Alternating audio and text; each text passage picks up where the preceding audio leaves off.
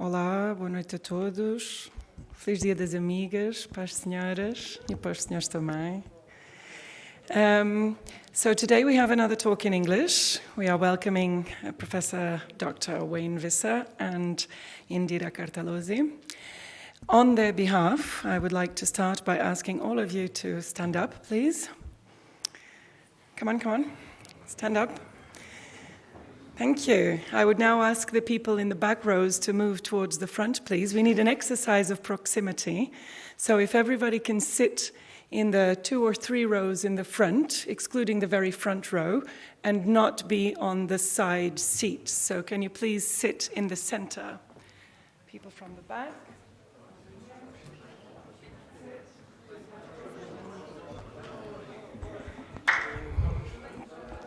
Let's huddle up. It's February, it's cold, it's a good time to be sitting together.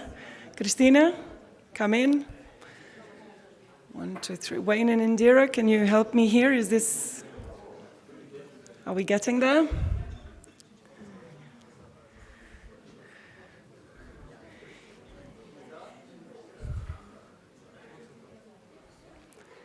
If you are super out of place, Wayne and Indira will come and move you. Or I will come and move you. The ones in the very back row, could you maybe get up? Thank you.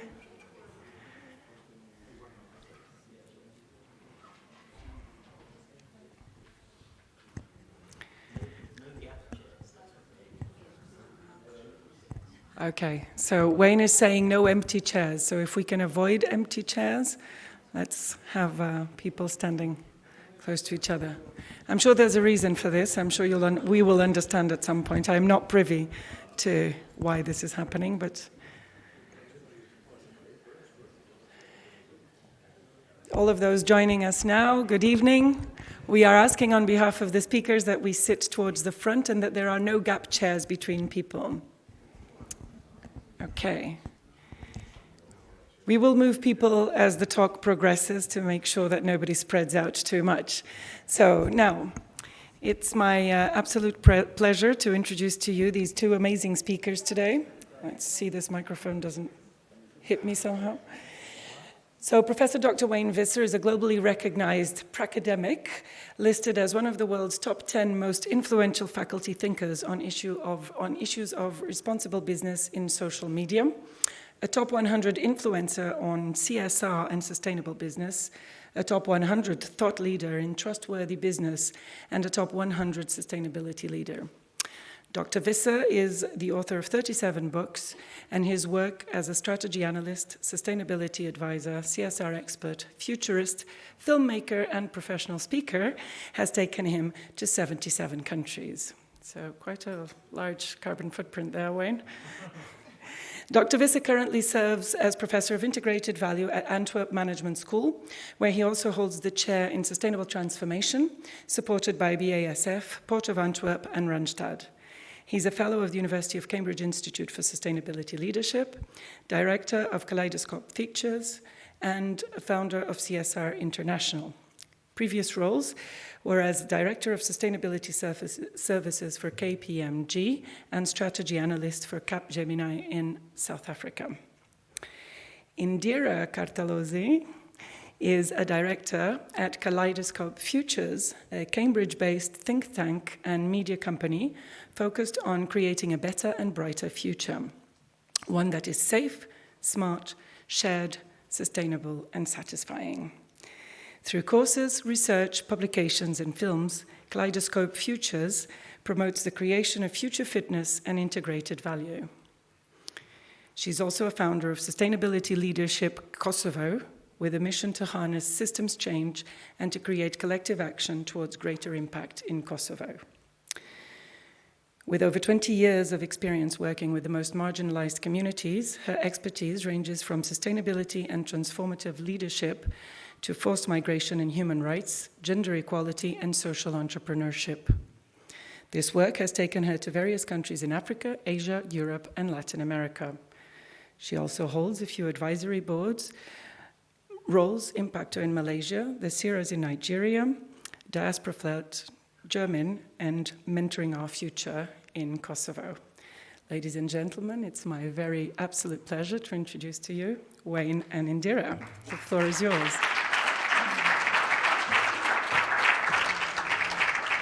Thank you.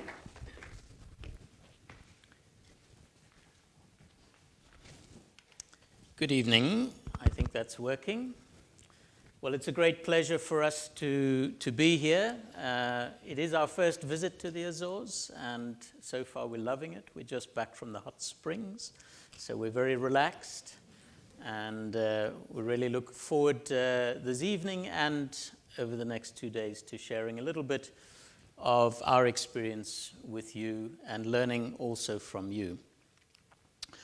What we're going to talk about tonight is just to give you a bit of a preview on the topic of innovation, sustainable transformation, and how we face the challenges and how we need to get there. We always start by taking a systems approach, because when we look at complex living systems of which we're a part, then we have to realize that we face these major challenges. These happen to be the ones that the World Economic Forum prioritizes, the leaders of the world, and you can see that many of them are environmentally related, natural disasters, there are issues around cybersecurity, there are big systemic, or what we sometimes call wicked problems. And when we listen to the systems scientists, what they tell us is that when a system is disturbed, such as a society or an ecosystem, only one of two things can happen. As the change escalates, the system itself can no longer maintain its integrity, and it either breaks through or it breaks down. And of course, what we're working towards in sustainability is to ensure that we turn breakdowns into breakthroughs. So what I want to do is briefly paint the picture of what the societal breakdowns are that we face and how they are busy being turned into breakthroughs. And then I'll pass on to Indira, who will talk more about how change really happens and some of the pioneers in that change. The first area of breakdown that we see in society is disruption. This can be market crises, this can be industrial accidents. You see there the picture of the Deepwater Horizon explosion a few years ago of BP. By the way, they lost 50% of their value in 50 days. They nearly got broken up as a company. Huge impact there. Of course, right now we're dealing with the coronavirus coming from China. All of these shocks to the system. And we see that disruption is getting more, not less, as we progress. In 1980, there were roughly 200 natural disasters a year. Today, we get around 700 every year.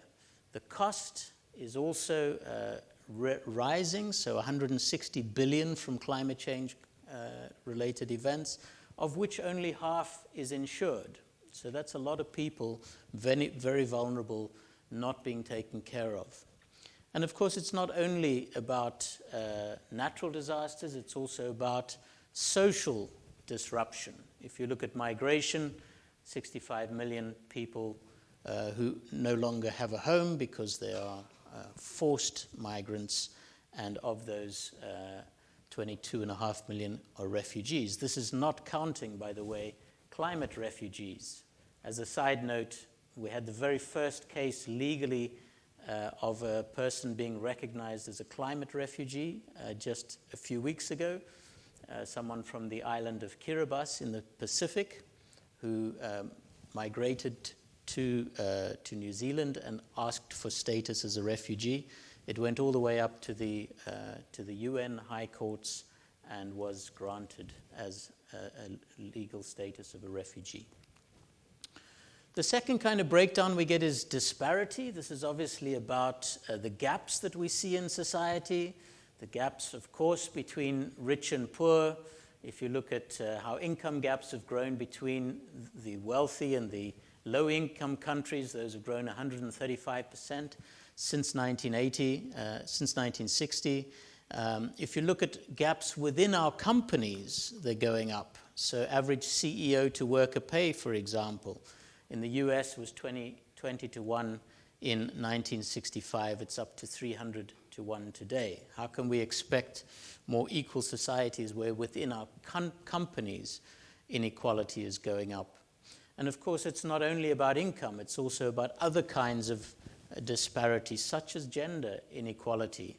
If you look at the World Economic Forum, just 2 weeks ago, their new gender gap report has come out, and the gap is currently on economic gender inequality is 42%. If we carry on current trends, it will take 257 years to close that gap. So something that we assume is just getting better, in fact, we're not making a lot of progress. Something really needs to change, something quite radical. The third area of breakdown is degradation. This, of course, is referring to ecological breakdown, whether it's the over-extraction of resources, the air pollution. I often have a debate with my Chinese students about which Chinese city this is, and the fact that they have to debate it is kind of the point. So we do see serious problems on air pollution, deforestation, of course. The bottom right, this is a picture of what you see if you cut open a seabird today. That's all single-use plastics inside the seabird. The sixth mass extinction that we're going through shows that roughly 2/3 of the vertebrate species have been lost.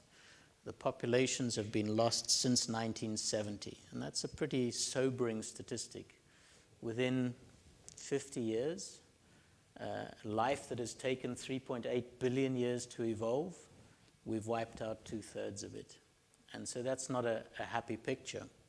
Of course, climate change is one of the areas that is really having an impact. It's not only ecological impact, but also economic impact. 12 trillion by 2050, unless we change something radically. And then microplastics starting to be an issue. We know now that 9 out of 10 samples of table salt from around the world already have microplastics in them. All fish have microplastics in them already. Even those fished in the Arctic, for example. We don't yet know the health consequences of that. So these are serious problems that we face. The fourth breakdown then is disconnection, and this is the unequal access to technology, because we sometimes assume that we're all connected in this digital world, but we're not. There is a digital divide. There are still 4 billion people who lack access to the internet, 6 billion who don't have high-speed internet, 2 billion who don't have a mobile phone, and 500 million living outside of mobile phone reception areas. Imagine the difference that makes to somebody's opportunities if we have access to this kind of technology and they don't. They start way behind in terms of opportunity. And then there's another kind of disconnection which is happening especially in the West, in the societies where we're highly connected by technology. The technology is starting to disconnect us.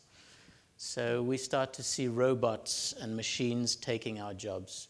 1/4 of jobs today are in a high risk category for being replaced by automation.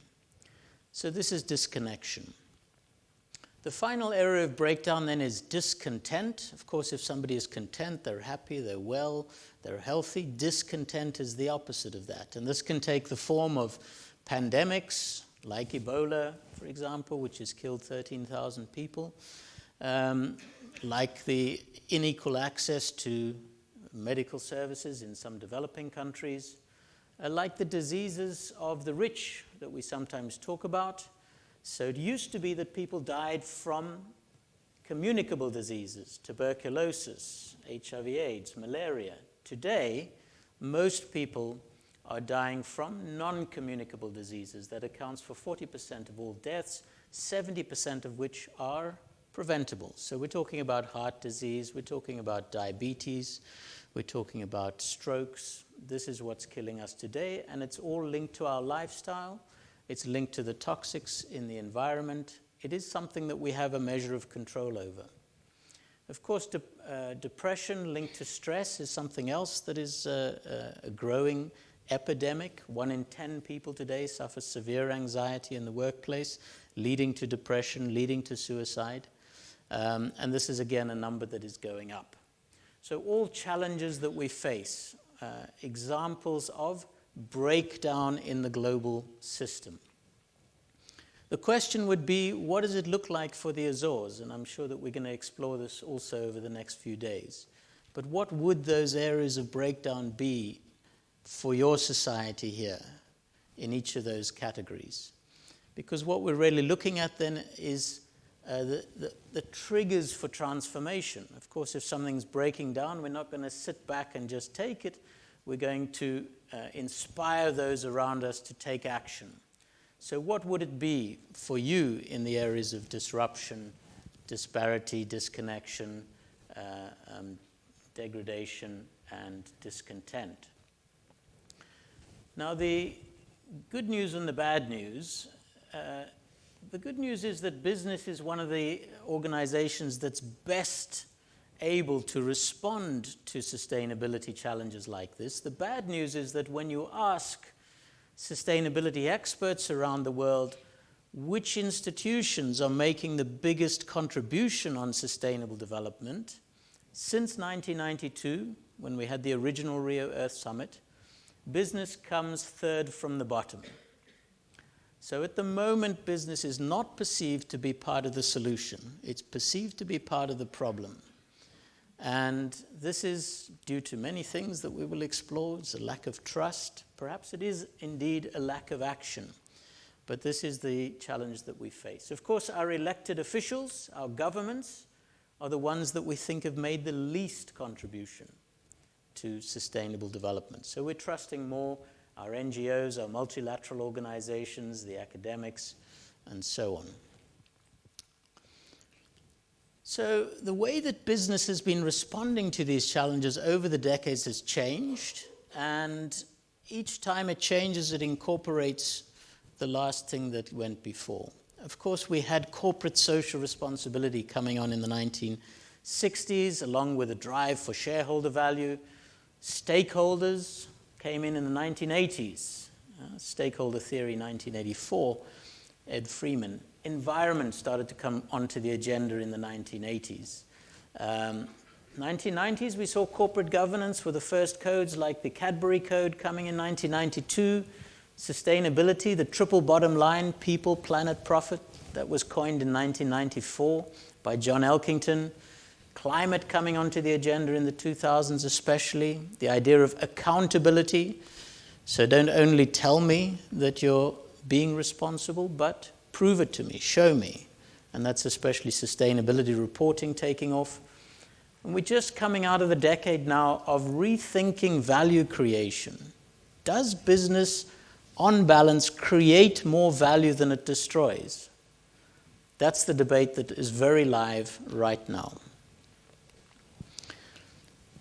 Well, what we find is that change is difficult. And when we look at the research, it shows that most change efforts fail, but especially in sustainability, they fail. So only 2% of change projects that are linked to sustainability are an unqualified success. Most of those projects, more than 80%, organizations and their managers and their leaders are settling for second best. They go for the compromise, for the easy solution. And so this is, again, a challenge that we face now on sustainable business. What do we mean then by sustainable business? Well, it's all about integration. If you look at the annual surveys on sustainability leadership that are done by GlobeScan and Sustainability, what do we expect of companies more and more? It's integration. It's integration in the mission and the values. It's integration through the top leadership. It's by having big, strategic, ambitious goals. It's integration through the products and services. You'll notice charity is nowhere on here. Yeah? It's all about making it part of the business model itself. When we ask these experts what's really hot right now, then you'll notice that circular economy comes out top, as well as the label of sustainability. Something like CSR has kind of dropped off the agenda. So these are some of the labels that people are starting to use now. So, for every area of breakdown, the good news is that there are whole areas of the economy that are dedicated to finding solutions to those areas of breakdown. Yeah, so for disruption, we have the resilience economy. For disparity, we have the access economy. For degradation, the circular economy. For disconnection, the digital, and for discontent, the well-being economy.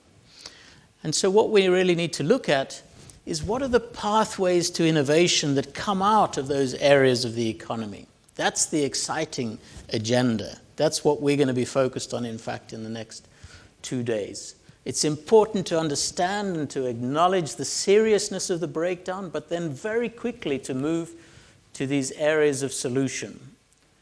You know, I've been in this game now for 30 years on sustainability, and when I started, I really had to look hard for solutions, for businesses engaged in this, for innovations. Now we can't keep up. I mean, every day there is so much that's exciting that is happening. So let me talk you through them with some examples just to bring it alive. If we look then at secure innovation in a resilience economy, what could this look like?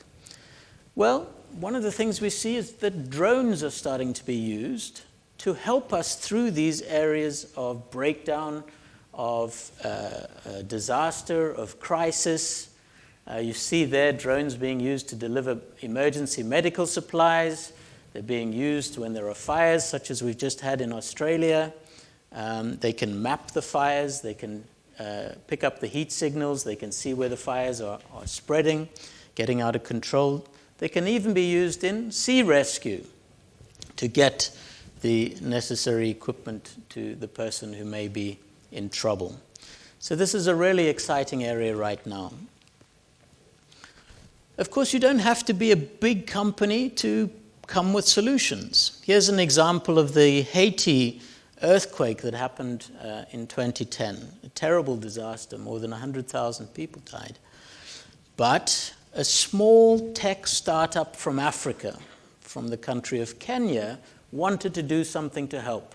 And so they came up with an app to help get aid, emergency disaster relief, to people like this gentleman here who were trapped, so that when he sent a text to say, this is what I need, it immediately geolocated that person. Of course, the text itself was in Creole. Now, if you know anything about Creole, you'll know it's a kind of French that the French don't even understand. So that's a problem. So what did they do? Through this app, they crowdsourced all the people in the world who could speak Creole to translate these texts that were coming out. And then they passed them on to the aid agencies so that they could get the emergency relief to people where they were when they needed it. Again, just a small, innovative tech startup from somewhere else in the world making a huge difference, helping people to get through emergencies. At the other end of the spectrum, you get very high tech. So this is Planet Labs, and we'll look at this in a bit more detail tomorrow. But this is a company that has set as its mission to image the world in detail every single day. Just think about that. That's like Google Earth, if you've looked at that app, updated every single day. Why is this useful? Well, you can see when there's illegal deforestation day by day. You can see where there's silt building up in a harbor. You can see where there are fires that have started. You can see where there is urban sprawl or slums that are growing. All of these things you can map because it's changing day by day. And then you can intervene with the right policies. What about shared innovation in an access economy? Access economy, of course, we mean an inclusive economy. How can we make economies more inclusive? Well, this is one I like. This is Plastic Bank. Could we turn plastic into a currency rather than into waste? So they work with poor communities all around the world to collect the waste from their communities, to deposit it in an ATM type of machine where they get cash out. Yeah? So it becomes like a currency. Not only that, but they label the plastic, which then gets made into other products. So when you buy a product that's made from recycled plastic, it's labeled social plastic. So now as a consumer, I know I'm doing something not only to clean up the environment, but also to help a poor community that has cleaned up their own environment. What about Hello Tractor? Have you heard of this one? This is Uber for tractors. So if you happen to be in East Africa and you own a tractor and your neighbor doesn't, well, you just get the app and then you loan out your tractor to your neighbor. You get a small payment when you're not using it. Fantastic. Yeah, very simple solutions to connect people and to include people in the economy. There's this one called Winners, which stands for Weather Index-Based Risk Services. So this is providing live updates to farmers around the world because more than half of the disruptions that we see in supply chains are related to weather. And so if we could predict, if we could share the weather forecasts with the people who really need it in the supply chain, the farmers and those that are trying to get their goods to market, the chances are we can avoid a lot of that disruption. What about sustainable innovation in a circular economy? Well, there are various kinds of solutions here. Of course, we can look at appropriate solutions for the kinds of communities where they're needed. There's a wonderful documentary called Billions in Change. It's about the work of Manoj Bhargava. Again, we'll look into this in a bit more detail, but one of the solutions that they've brought from their innovation labs is this little power pack, which is solar powered. So in fact, it works without the solar panels that you see, and it will charge all your home devices. It'll give you a light, it'll charge your phone, it'll charge your laptop. So that's all you need. It's portable, you can carry it. And if you need extra energy, then there's this little suitcase, which is the panels that you see.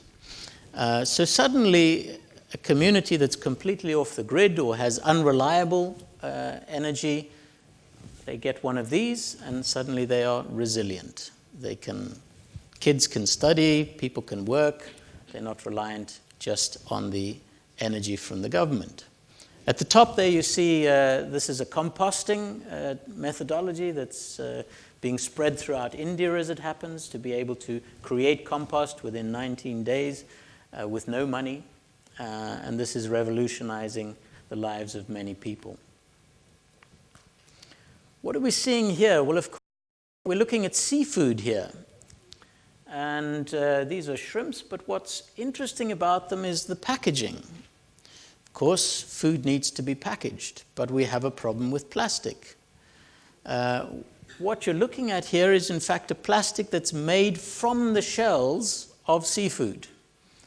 And that creates the plastic, so it's a bioplastic, it's biodegradable, and it happens to keep the seafood itself fresh. A lot of innovation going on in this space right now around packaging.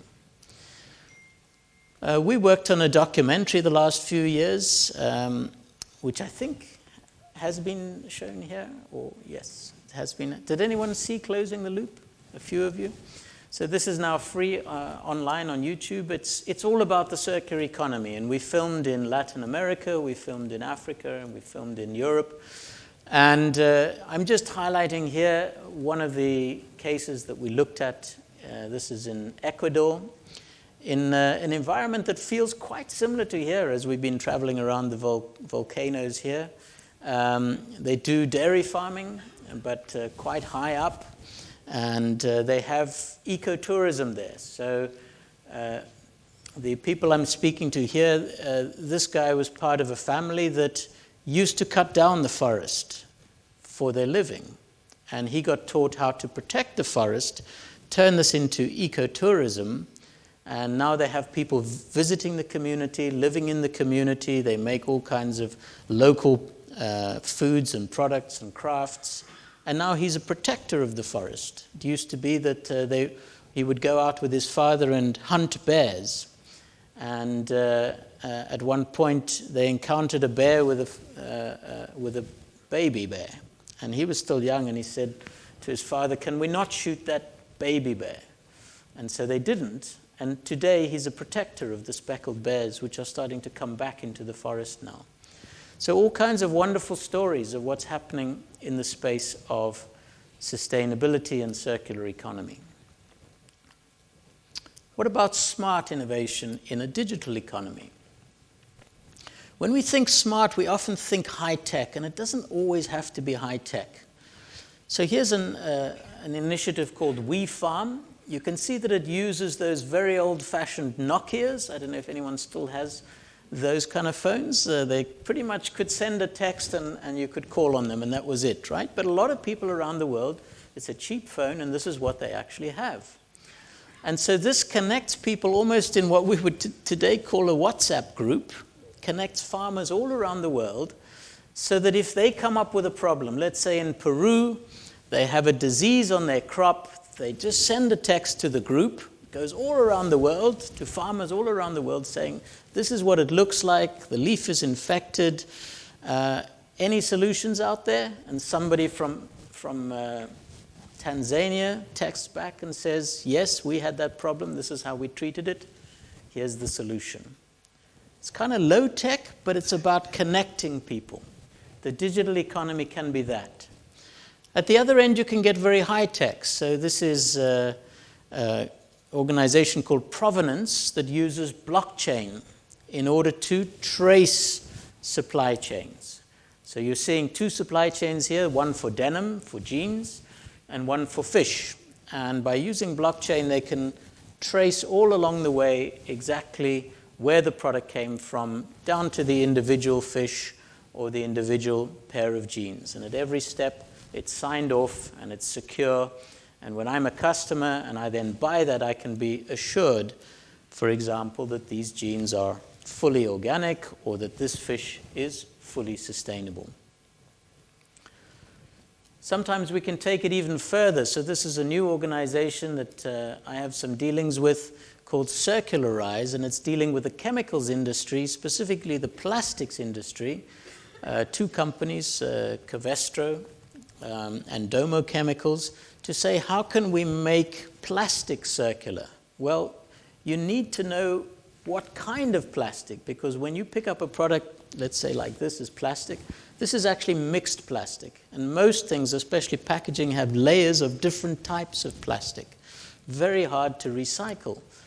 They're able to track exactly the components and the types of plastic that come in because they inject synthetic DNA into the plastics. And then they can electronically scan it at any point in the supply chain and tell you exactly what's in there and therefore how it needs to be dealt with and recycled. What about satisfying innovation in a well-being economy? Well, the thing about health is that you need to get to where people are. Some people are remote. They're living on islands in the middle of the Atlantic. Or they're living somewhere in a rural village in Africa or in India. So Hewlett-Packard has been working on this. What they do is they get shipping containers, they kit them out with all of the medical equipment that's needed. And the wonderful thing about shipping containers is you put them on the ship and then you put them on a truck and they can get anywhere. And so here a ready-made clinic arrives in the village. A local nurse who has some training probably is able to take people's blood, to measure people's heart rate, whatever it may be. So those diagnoses are all taken. And then there's an electronic link to doctors in the United States who can give a diagnosis and a treatment and so on. So it's a very creative way to make sure that we're dealing with people's health and well-being where they need it, when they need it. This might be a controversial one here, but we do see a global trend now away from meat. And there's a very real reason for that, and that's partly to do with the way that we treat animals in factory farming, but mostly to do with the environmental impacts of the meat industry, including, I'm sad to say, for you, the dairy industry. It has a very large ecological footprint, both in terms of carbon and water. And so we really see this starting to take off now as a trend. You can see all the big brands starting to offer the vegan options.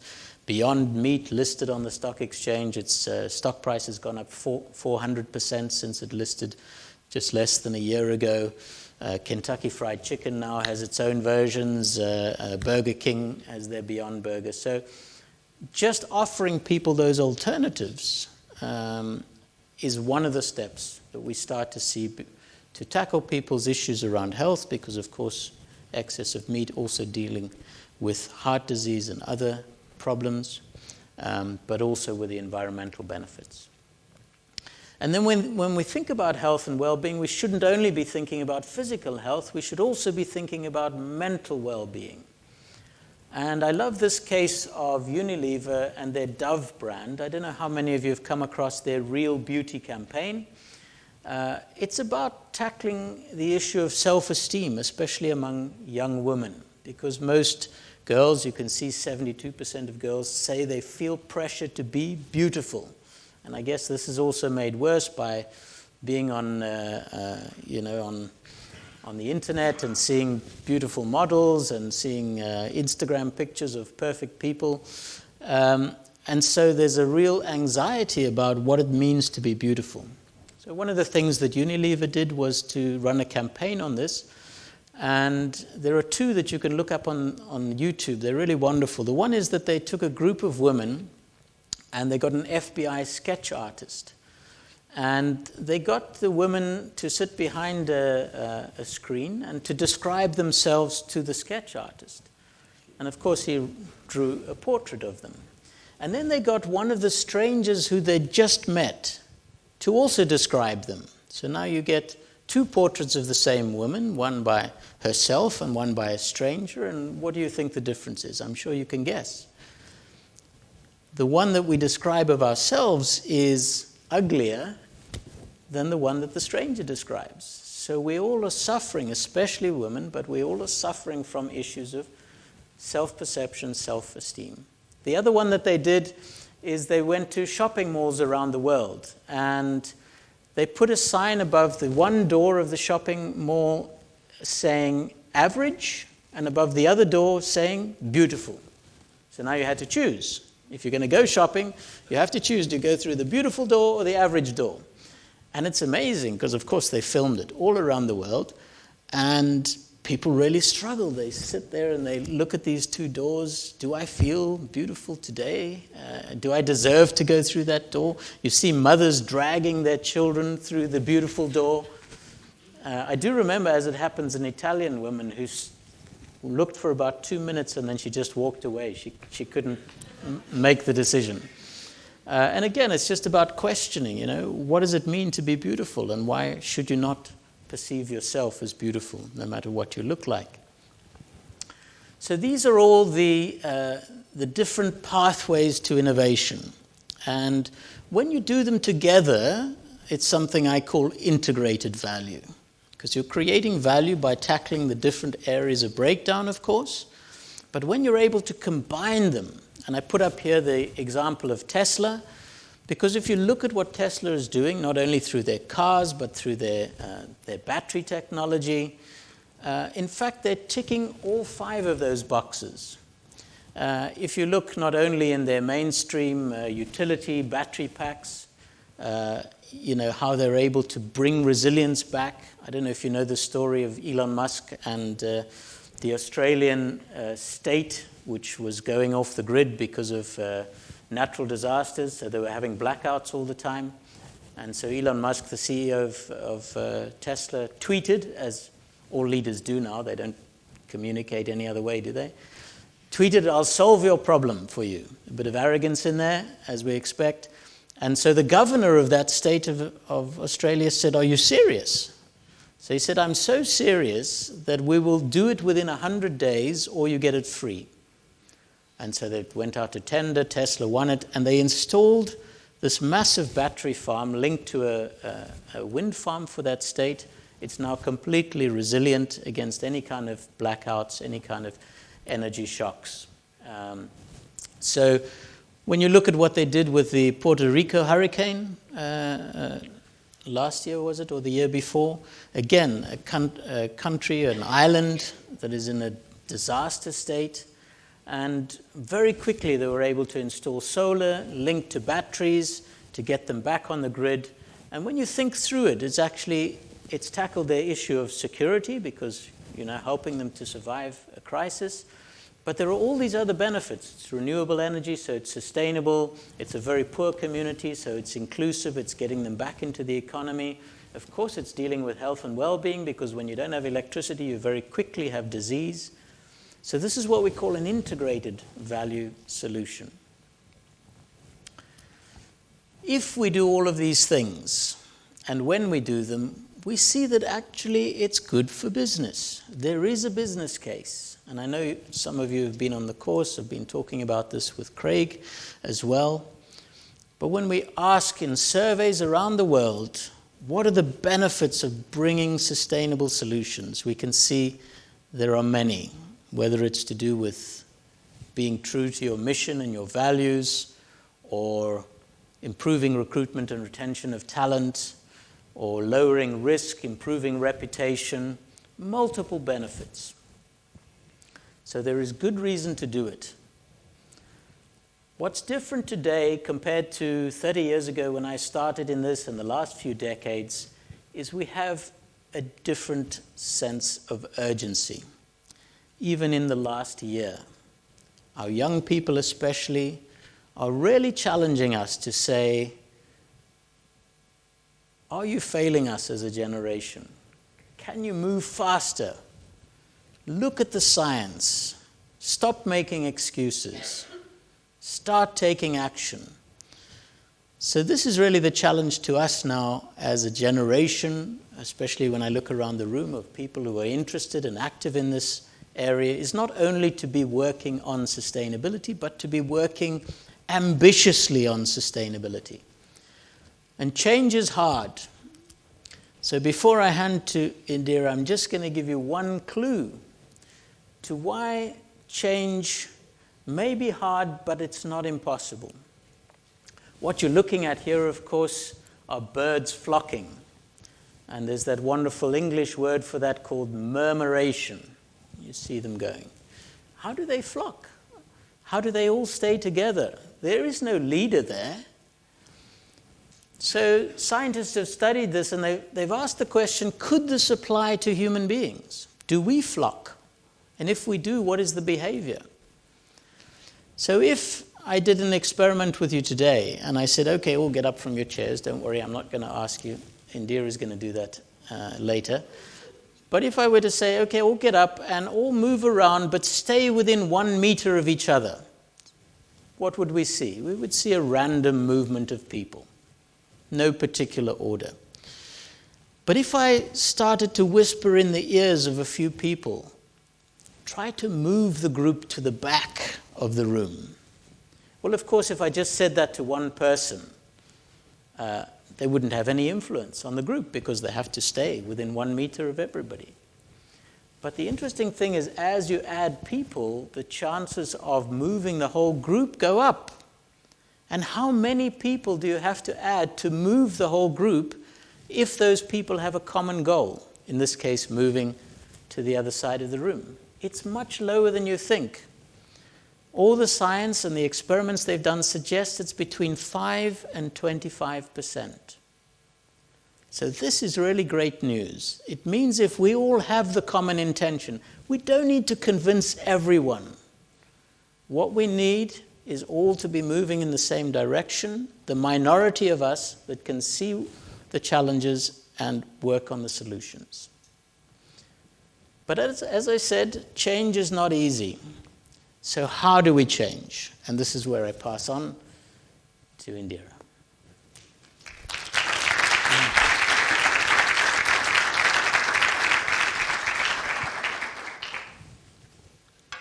Testing? No? Yep. Yep, good. Good evening, and thank you very much for sharing this audience with us tonight. And as Wayne said, and as Wayne presented the forces of breakdown and breakthrough, specifically the forces of breakthrough, we've seen so much innovation going on. And behind all these innovations, there's a human being. There's a change agent. And that's why this part of this presentation is going to focus on that. How does change happen, and who are we as individuals? What drives us? What pushes us to make a difference? Scientists describes the change process in different ways, but one that is most commonly used, and I'm sure some of you might have come across this, is the theory of U, which is a change management process, and it describes the change process as a U shape. And what this framework tells us is that the change happens only when we let it, when we let old patterns go, when we open our hearts and embrace new things, when we reflect and check with what have we been doing so far? What is the impact that we've been creating, not only as an individual, but also as an organization? Only then you would be able to let come, and only then you will be able to have a more crystallized vision and to understand what actions need to happen in order to bring myself to create change, or the organization to create that change that is needed. And Wayne and I, as Wayne told you, we work together, but we also partners as well. And we travel a lot. And as we spread the knowledge that we have, as we gain knowledge that we have, as we travel through different lectures and workshops, we also come across people, human beings who influence us and changes us as lecturers or as experts. Most recent, for example, in Thailand, we were teaching there for a year, and we met Mechai. Mechai is the founder of Cabbages and Condoms. And Cabbages and Condoms is a social enterprise, a restaurant, a chain of restaurants. And the reason why he founded Cabbages and Condoms is because Thailand was going through a massive wave of HIV deaths. So what he wanted to do, he wanted to increase the knowledge of safe sex. And by doing that, he introduced the concept of cabbages. Cabbages are plenty. So what I'm going to do is I'm going to introduce lots of condoms. So if you go into their restaurant, you will see a lot of condoms around the whole place is decorated in condoms. And however, when we went to visit his restaurant, by chance, the founder was there. And we had an opportunity to meet with him. And what stayed with me was his quote that he says, we have created a generation of beggars. We no longer need to do that. We have to create a generation of problem solvers. And that stayed with me, and I take that as a lesson. Or the story of 5 Stana family, 5 women, 5 sisters. This is most recent case that I came across while working in Kosovo. I'm Kosovan originally, but I live in the UK. But what these 5 women has set up is a company called Purple Muse. Basically, they sell jumpers, knits. So they are all uniquely done, but they are made by women whose husbands were lost during the war. So they're creating a product that is made by helping women who don't have an economic inclusion or not included in the economy. So help them to gain income through knitting jumpers. And these jumpers are sold internationally. Or the Achua nation that we came across during our work in Ecuador, the Achua leaders who told us about their spirituality and how closely it's connected to nature and protection of their resources. Or Kandalama. Kandalama is a 5-star hotel which is built in the middle of the jungle in Sri Lanka. But it's not the story of the building, which is zero waste, but it's the story of an architect who had a vision to create a zero waste building which will belong to the community and will be used by the community and will empower the communities around the area of the hotel. So what was mostly impressive about this architect is that this hotel was created 20 year ago. Sri Lanka was in the war during those years, and how he managed to create such an impressive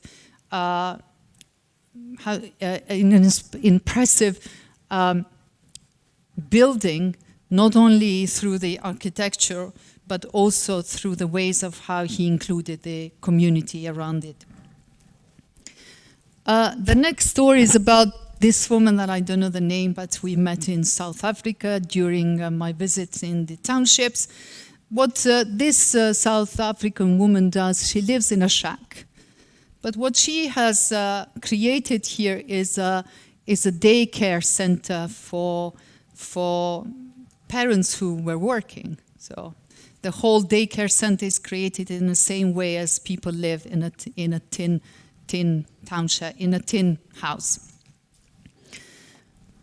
Or Shama, or Sheikha Shama, as I call her. She is the granddaughter of of King Zayed, the founder of United Arab Emirates. And what we've learned from her, or working with her, was the fact that King Zayed, long time ago, had the values that he has spread was very much related and connected to sustainability that we preach today.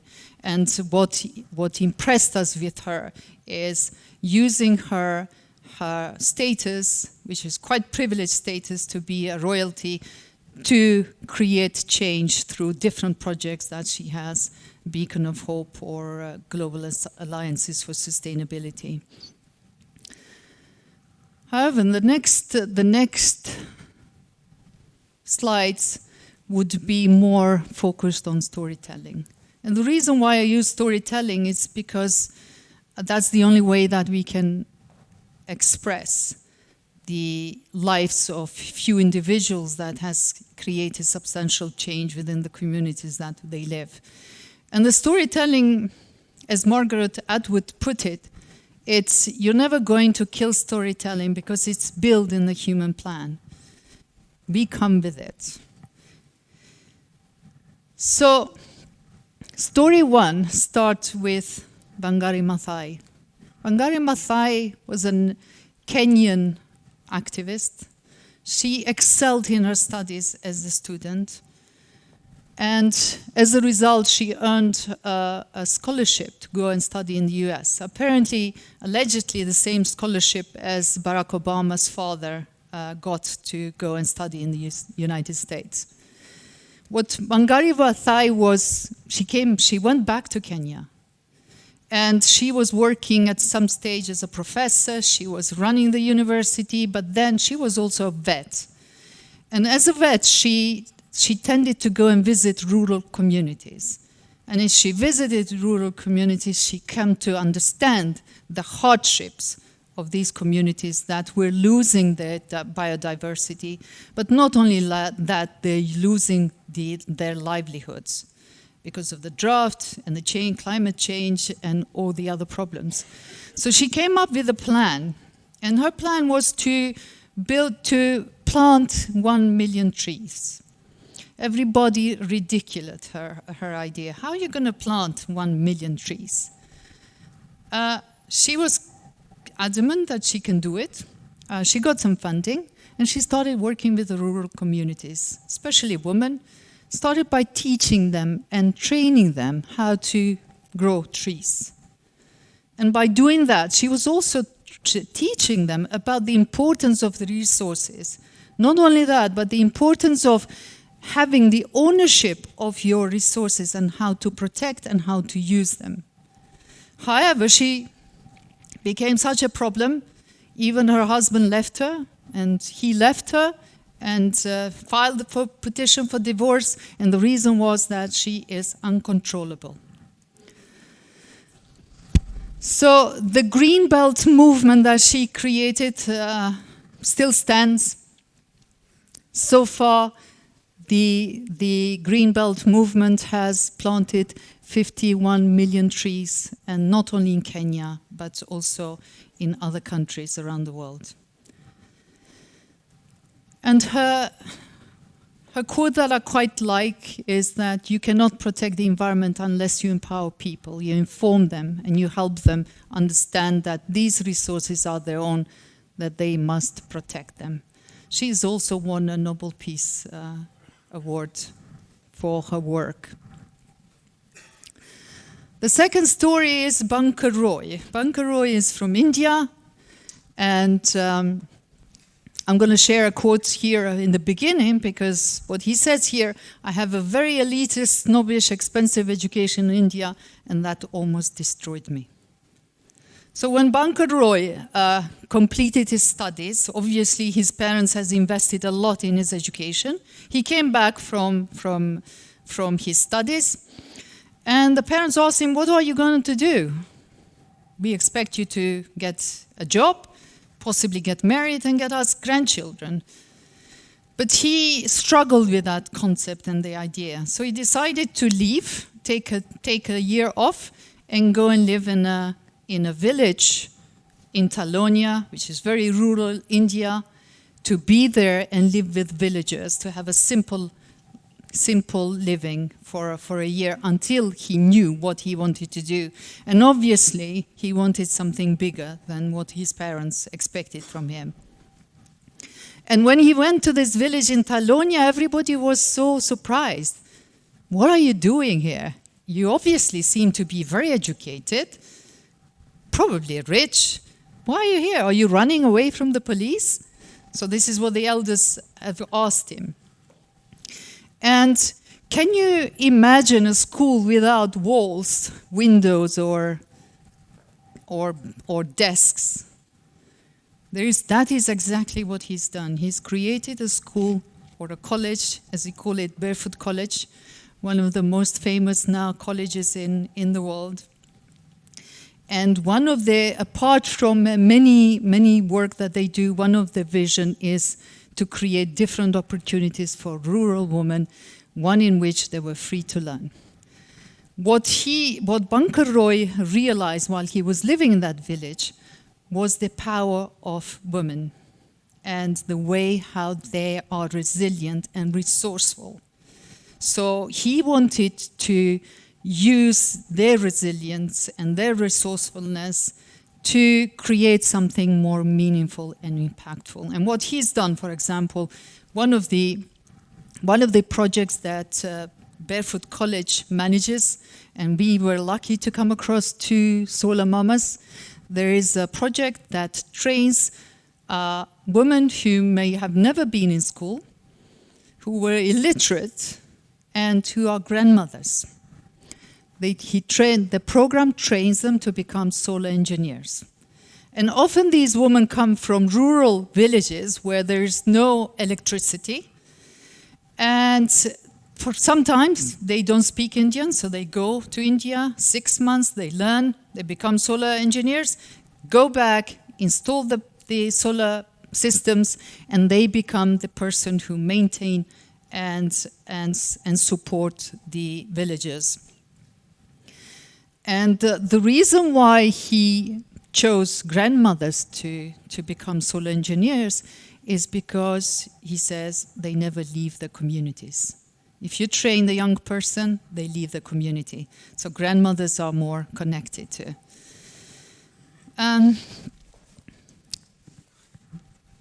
Different projects involving technologies, innovation in water, solar, as we've seen, but so far their work is spread in 93 countries and almost 1 million households with light provided.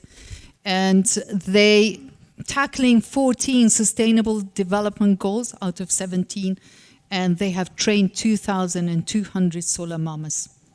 So there's 2,200 grandmas that are called solar mamas around the world who are solar engineers. And the last story is slightly different because he's much younger. His name is Boyan Slat. He's a Dutch innovator. He went on holiday with his parents to Greece, and he wanted to do scuba diving. And when he went into scuba diving, he realized that there's more plastic in the ocean than fish. He came back and to his country in Holland, and they have an assignment to do. So for his science assignment, he decided that he was going to create a invention that is going to clear the oceans of plastics. He was 16 when he did that. Today, he's an environmentalist, and this quote here says, when talking about environmental issues in general, a common response is, well, that's a long way off. That's for our children to worry about. And he says, hello, here I am. So I've got a solution. And his solution is the ocean plastic. In this map, what we see is there's 5 plastic garbage patch that we call them, that circles in our oceans. So there's one particular here. It's not far from you guys. So what we see here is this is the plastic that we throw away and ends up in our seas and in the marine life. What we see here is the garbage patch that circulates with the currents, the sea currents, around your area. So what he came up with a very simple solution. It's called Ocean Cleanup Project. He employs now 80 people. He left his studies to pursue this dream. What basically Ocean Cleanup, what it basically does is uses the current and positions the ocean cleanup to pick up this trash, and this trash then is taken into the boats and sent off into the land. And the other story that possibly has kind of had quite a change in my own life as a change agent is the story of the starfish. And I will read it for you because it's quite a cute story, but you may resonate and you may relate to it. One day a man was walking along the beach when he noticed a boy picking something up and gently throwing it into the ocean. Approaching the boy, he asked, "What are you doing?" The youth replied, "Throwing starfish back into the ocean. The surf is up and tide is going out. If I don't throw them back, they will die." "Son," the man said, "don't you realize there are miles and miles of beach and hundreds of starfish?" And the boy, after listening politely, he bent down, picked up another starfish, and he threw it back into the surf. Then smiling at the man, he said, "Well, I made a difference to this one." So, in our journey as change agents, because obviously your presence here suggests to me that you are interested in change.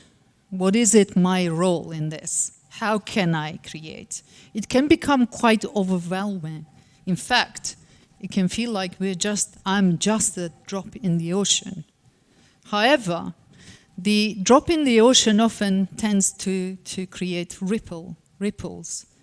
And as those ripples go wider, it also connects with other ripples of somebody else's drop in the ocean.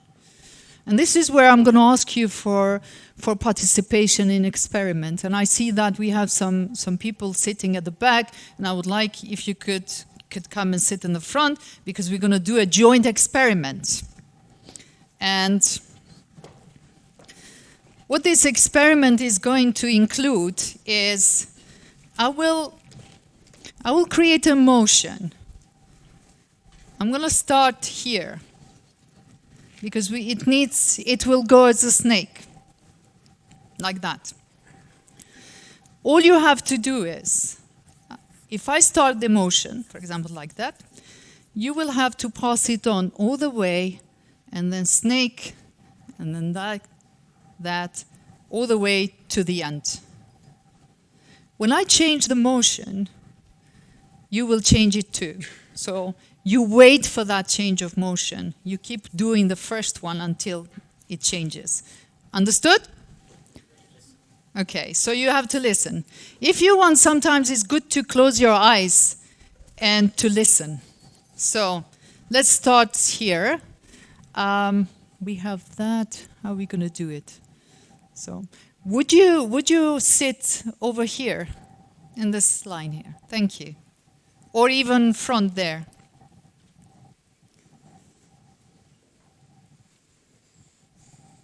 Okay? I'm going to start here. Please pay attention to the person next on your right. So start doing this.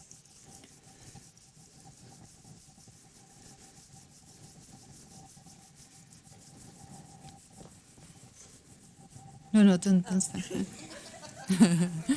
Okay, I just need to check. Are we all? Yeah, good.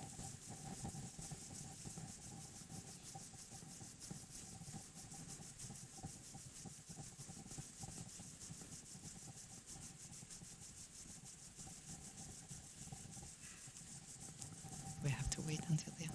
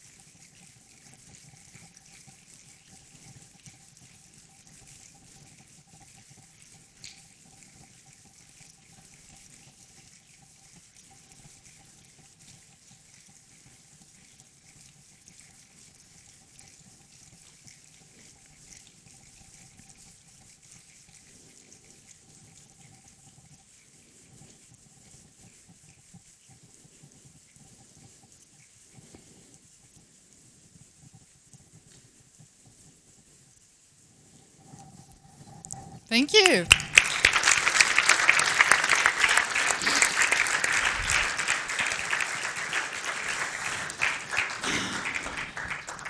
So basically what we just done there is we connected the pieces. And I think it's quite important to understand that we're all connected. As individuals, we can create something, a change, and we can influence others. What we created here was a storm, as you might have noticed. It was rain at the beginning, light rain, and then it was becoming heavier, then it became a storm, and then it gradually died down, and it became calm and quiet again. And that's how change happens. It happens when you start to think about how do you make the change, then you let things come. And there's a process where it becomes quite chaotic, where you may not know what you're doing, but then there comes a period of calm where you may feel quite comfortable with what you have accomplished. And the connections that we have as human beings is very important. And often people like Joanna that brings us in this room, but not only in this room, but also brings the whole project together, and different people, different expertise, is one of those change agents that makes the connections and create an impact. So I would like to thank you for your being here, but also to let you know that Mahatma Gandhi understood the process of change, and he says, first they ignore you, then they laugh at you, then they fight you, but then you win. Thank you very much.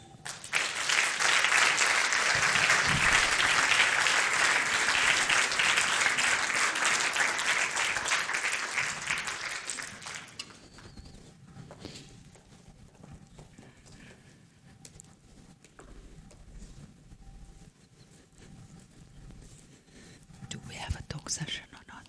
I think it's Q&A. Okay. So do you want to manage the Q&A? Stand up because people might want to ask you some questions. Sure. We were just wondering whether there's going to be questions from the audience? Feel free.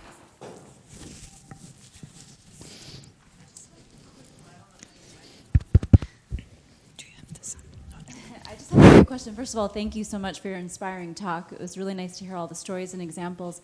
And I was just curious about the hotel that you mentioned that was run by the community and how that worked. And I just didn't hear the name, so we can look it up. But it sounded like a really cool story and one that we could learn from, especially as tourism is growing here in the Azores. Yeah, Candelama is the name. But it's the company, it's Aitken Spence, the company. I don't know the name of the architect, but the hotel is called Candelama. So basically it's a zero waste and zero impact hotel in the middle of the jungle in Sri Lanka. I'm sure you will, if you Google it, you'll find out a lot about that. The point was also because they did it in the middle of the jungle effectively, there was a lot of resistance initially from the community, from the government. They thought that they were destroying the forest. They thought that it was another rich people's place to come for a luxury holiday. They weren't going to benefit. And it took them years of building relationships with those communities around, making sure that they get to work at the hotel, that their crafts and their goods can be served and can be sold, that tourists as well get taken out of the hotel environment into the communities so that they can also benefit. So it was a kind of process of building that trust, which initially was completely absent. And it took time. In fact, the architects spent 6 months living with the community before they started building. And the other important thing to mention is that the hotel was completely built without damaging within the shape of the mountain. Even their pool is kind of misshapen because they didn't want to damage the rocks or the trees, or no trees were cut, or it was built all around the nature. It was put there. It's very inspiring. Are you an architect? No, but I run the tourism industry. Okay, cool.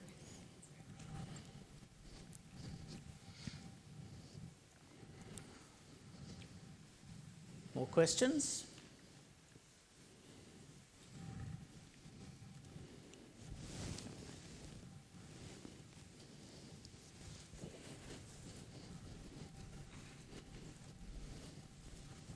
Hello. Thank you so much. I really like the experience we just did. But I think I saw 3 main challenges in this experience. The first one is to bring people together. If there weren't you, we wouldn't come all together as we were.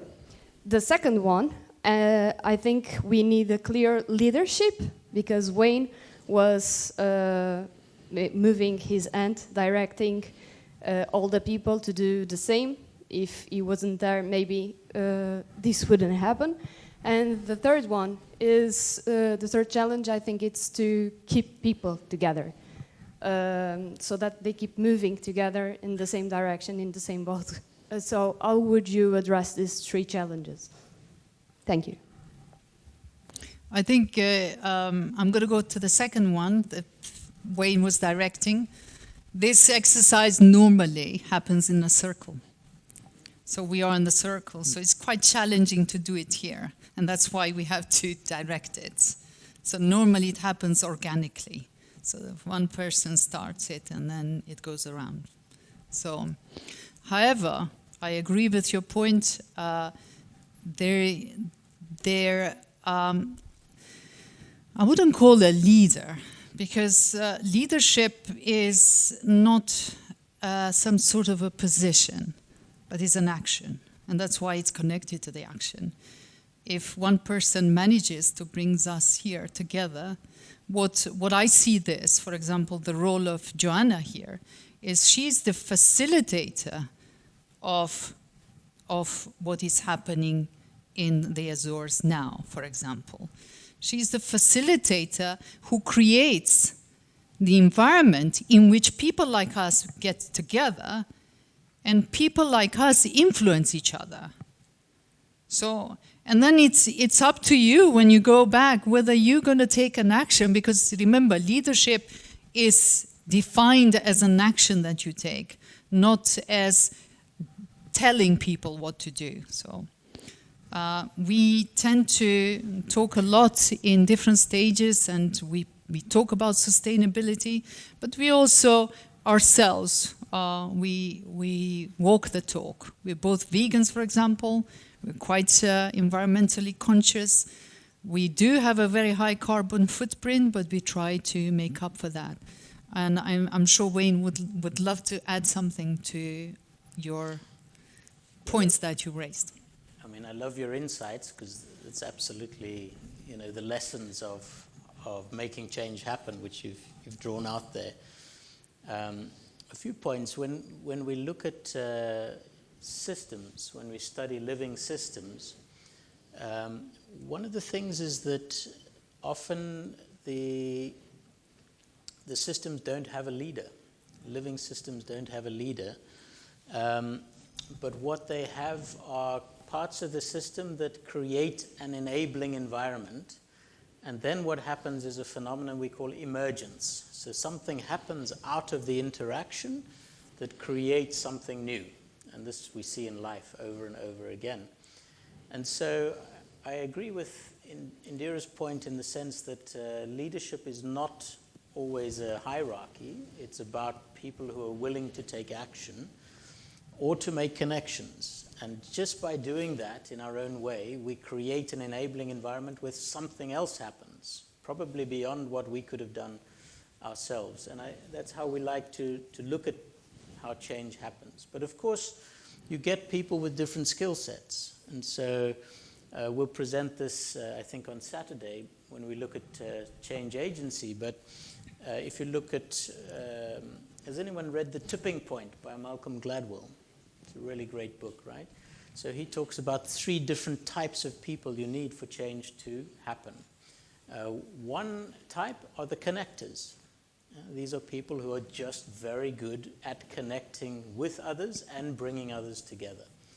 There's another typology that we'll work with where there are 4 different types of what we call purpose-inspired leaders, and one type is the facilitator. And so we need these types of people, but not everybody is like that.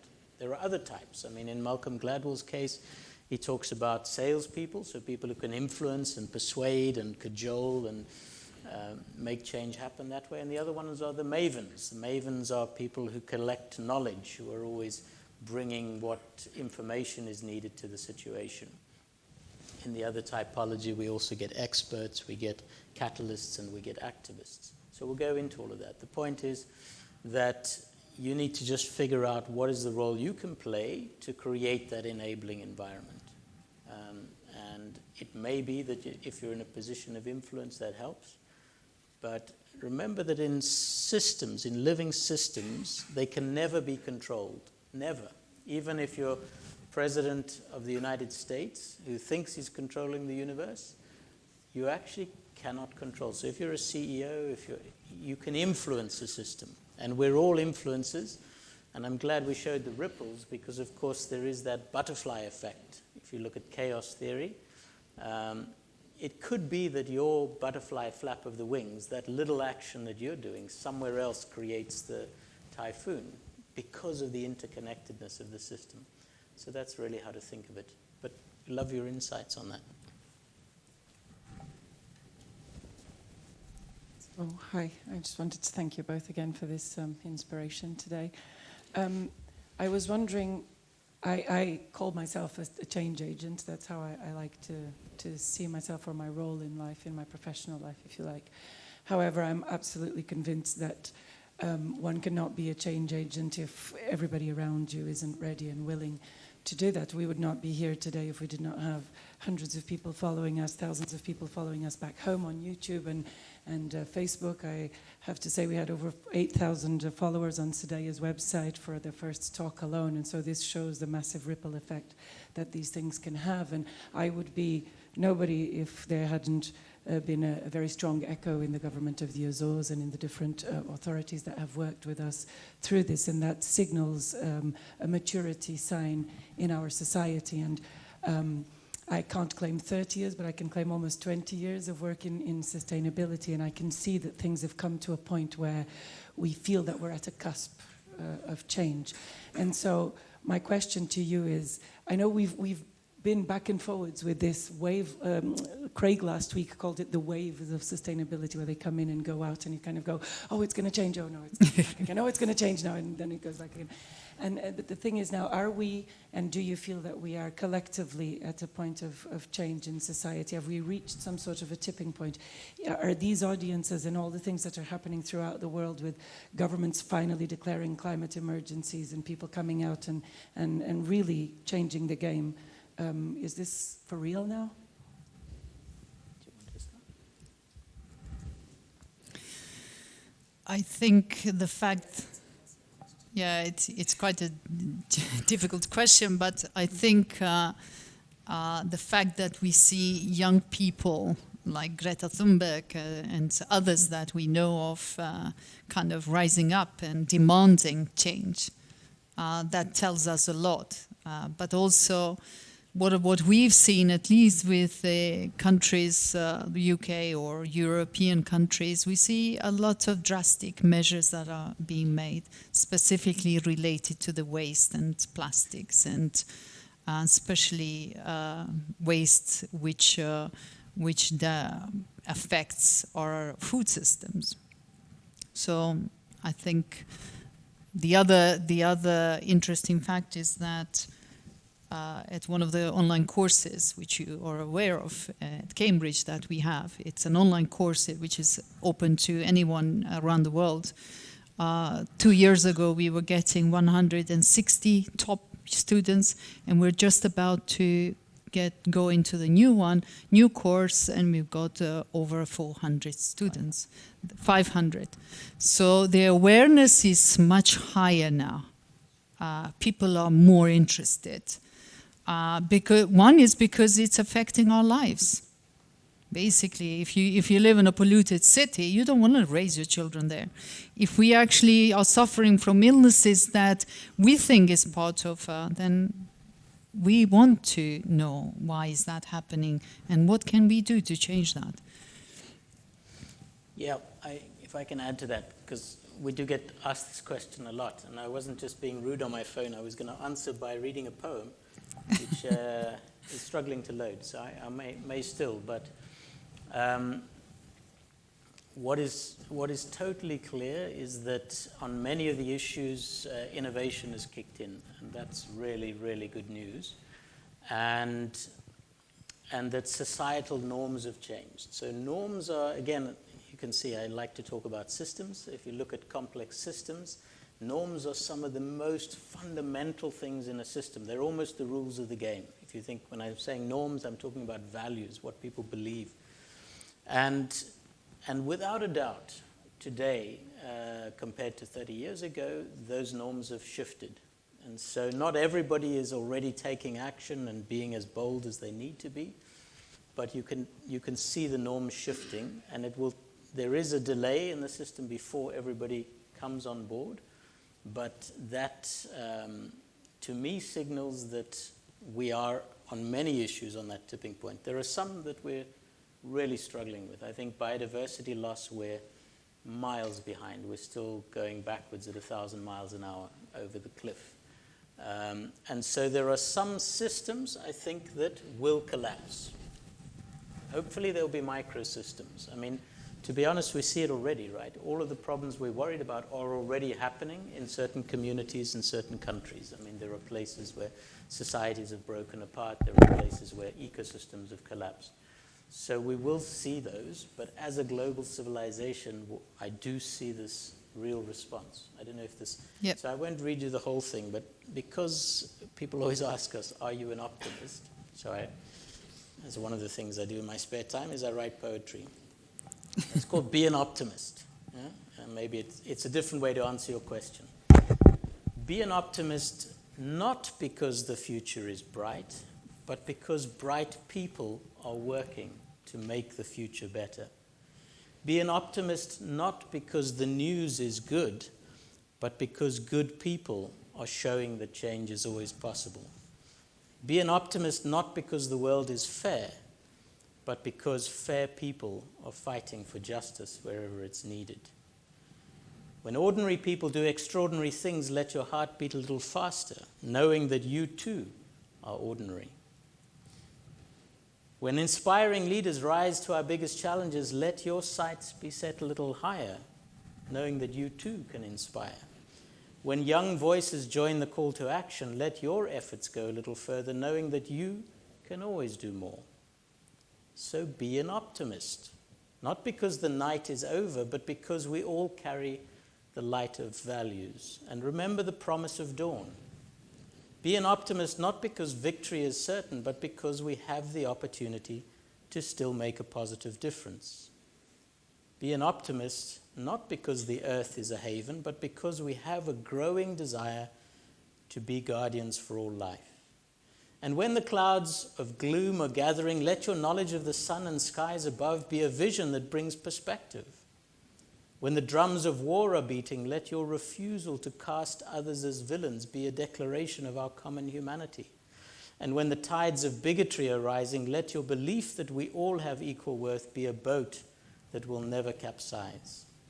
So be an optimist, not because you ignore the facts, but because the wider landscape of facts tell a story of remarkable progress.